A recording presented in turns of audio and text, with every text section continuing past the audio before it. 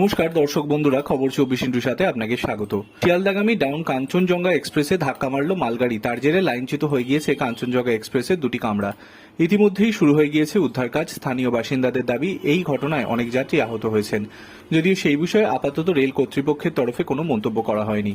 যে দুটি ডিভিশনের আওতায় কাঞ্চনজঙ্ঘা এক্সপ্রেস চলাচল করে, সেই পূর্ব রেল এবং উত্তর পূর্ব সীমান্ত রেলওয়ের তরফে জানানো হয়েছে যে আপাতত কোনো হতাহতের খবর মেলেনি।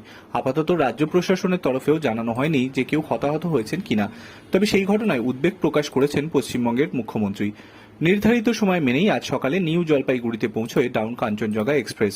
নিজ বাড়ি এবং রাঙাপানি স্টেশনের মাঝামাঝি জায়গায় দুর্ঘটনার মুখে পড়ে। প্রত্যক্ষদর্শীরা জানিয়েছেন যে পিছন দিক থেকে একটি মালগাড়ি চলে আসে আর সেটি ডাউন কাঞ্চনজঙ্ঘা এক্সপ্রেসের সজোরে ধাক্কা মারে। তার জেরে কাঞ্চনজঙ্ঘা এক্সপ্রেসের দুটি কামরা লাইনচ্যুত হয়ে যায়। ধাক্কার অভিঘাত এতটাই ছিল যে স্থানীয় বাসিন্দারা জানিয়েছেন, মালগাড়ি ইঞ্জিনের উপরে একটি বগির অর্ধেক অংশ উঠে গিয়েছে আর একটি বগি রেল লাইনের পাশে উল্টে পড়ে আছে। দুটি বগির যা অবস্থা হয়েছে তাতে অনেক যাত্রী আহত হতে পারেন বলে আশঙ্কা করা হচ্ছে।